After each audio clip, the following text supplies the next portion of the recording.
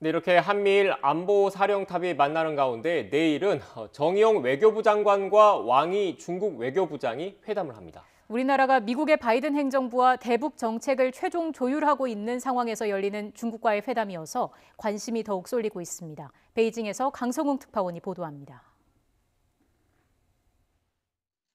중국의 초청으로 열리는 이번 한중 외교장관 회담은 내일 오전 중국 남부 샤먼에서 개최됩니다.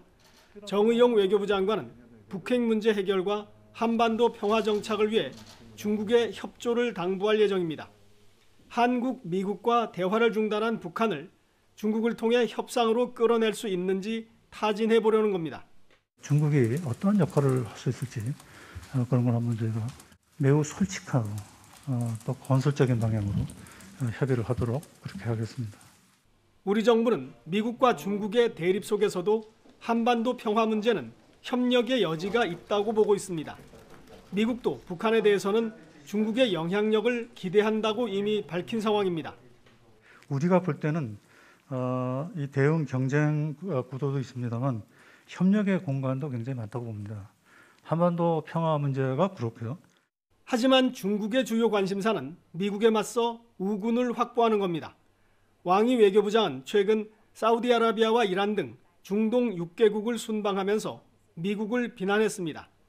이어 주변국에 대한 영향력 확대를 위해 아세안 4개국과 연쇄 외교장관 회담을 해왔습니다. 중국은 이번 한중 외교장관 회담에서도 한국의 전략적 관계 강화를 주문할 것으로 보입니다.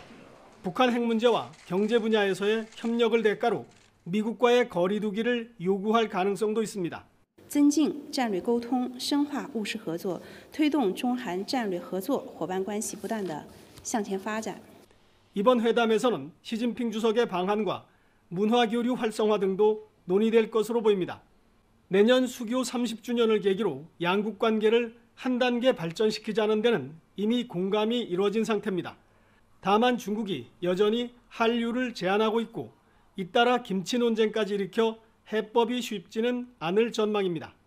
이번 한중 외교장관 회담은 미국에서 열리는 한미일 3국 안보실장 회의와 비슷한 시간에 개최됩니다. 회담 결과에 따라서 한반도 문제 해결 과정에 하나의 이정표가 될 수도 있습니다. 베이징에서 YTN 강성웅입니다.